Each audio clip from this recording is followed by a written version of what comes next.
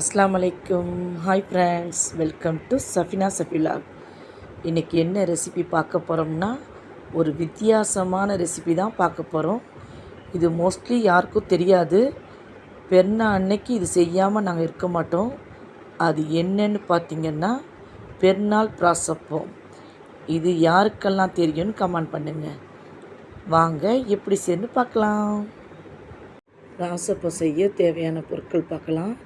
ஒரு படி பச்சரிசி மாவு, ஒரு மாவணி ரவா, 8 முட்டை, சின்ன வெங்காயம் 1/4 கிலோ, தேங்காய் 1, எண்ணெய் 1/4 லிட்ரு. இதுதான் தேவையான பொருட்கள். இப்போ மிக்ஸி ஜார் எடுத்து நம்ம தேங்காவை சின்ன சின்னதாக கட் பண்ணி மிக்ஸியில் அரைச்சிக்கலாம். தேங்காய் பால் நல்லா திக்காக வச்சுக்கணும். கொஞ்சம் தண்ணி ஊற்றி மிக்ஸியில் அரைச்சிக்கலாம். இப்போது நல்லா அரைஞ்சிருச்சு பாருங்கள். இப்போ நம்ம ஃபஸ்ட்டு பால் எடுத்துக்கலாம். ஃபஸ்ட்டு பால் எடுத்துட்டு மிக்ஸியில் மறுபடியும் போட்டு செகண்ட் பாலும் எடுத்து வச்சுக்கலாம். இது ஃபஸ்ட்டு பால் நல்லா திக்காக இருக்குது பாருங்கள். அடுத்து ஒரு பவுலில் முட்டையை உடச்சி ஊற்றிருக்கேன். 8 முட்டையும் இதே மாதிரி நல்லா கலக்கி விட்டுங்க. முட்டையை நல்லா கலக்கிக்கணும். கலக்கிட்டு ஒரு ஸ்பூன் உப்பு போட்டு நல்லா கலக்கி வச்சுக்கலாம். இப்போ ஒரு பெரிய பாத்திரம் எடுத்து அதில் பச்சரிசி மாவை போட்டுக்கலாம். மாவு கொஞ்சம் குறண்டு வச்சுக்கணும், ரொம்ப பட்டு போல் வச்சுக்கூடாது. அடுத்து ஒரு மாவணி ரவா போட்டுக்கலாம். முட்டை கலக்கி வச்சுருந்தோம்ல, அதையும் இந்த மாவில் ஊற்றிக்கலாம். ஊற்றிட்டு திக்கான தேங்காய் பால் எடுத்து வச்சுருந்தோம்ல, அதையும் அந்த மாவில் ஊற்றி நல்லா மிக்ஸ் பண்ணணும். ஒரு ஸ்பூன் உப்பு போட்டு நல்லா மிக்ஸ் பண்ணணும். மாவு, முட்டை, தேங்காய் பால் எல்லாம் ஒன்றா சேர்த்து நல்லா மிக்ஸ் பண்ணணும். மாவு கொஞ்சம் திக்காக இருந்துச்சுன்னா அடுத்து செகண்ட் பால் கொஞ்சம் ஊற்றிங்க. ஊற்றிட்டு நல்லா பிசைஞ்சிங்க.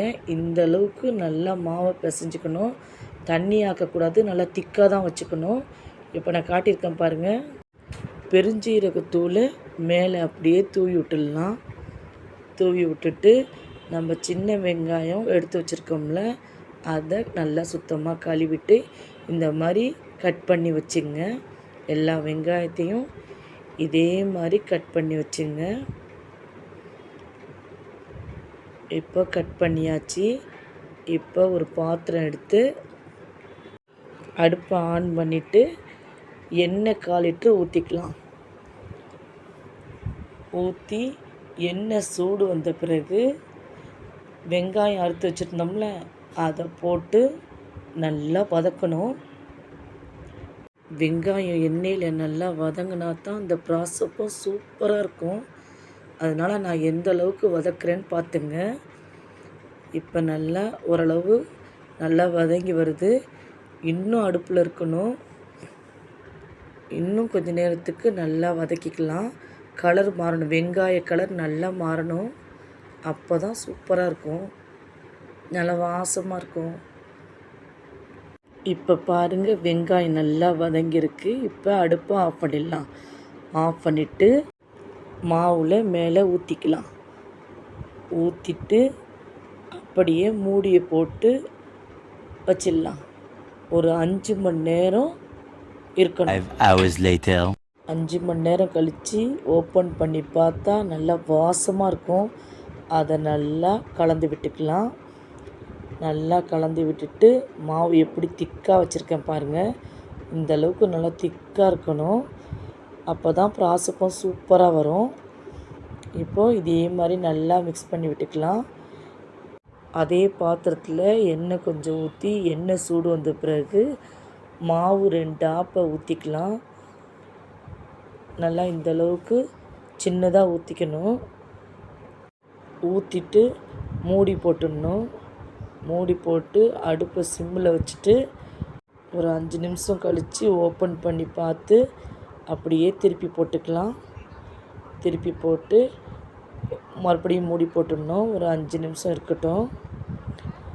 5 நிமிஷம் கழித்து ஓப்பன் பண்ணி பார்த்தா சூப்பராக பிராசப்பம் வந்துருச்சு பாருங்கள். நல்லா வெந்திருக்கு. இப்போது பிளேட்டில் எடுத்து வச்சிடலாம்.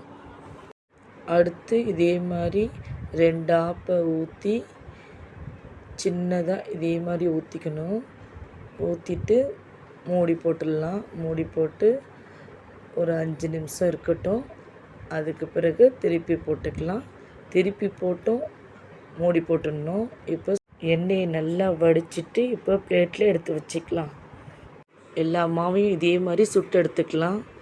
அவ்வளோதான், சூப்பரான ப்ராசப்பம் சூப்பராக ரெடி ஆகிடுச்சு. டேஸ்ட்டும் வேறு லெவலில் இருக்கும், சூப்பராக இருக்கும். இதுக்கு மட்டன் குழம்பு வச்சு சாப்பிடும்போது அவ்வளோ டேஸ்ட்டாக இருக்கும்.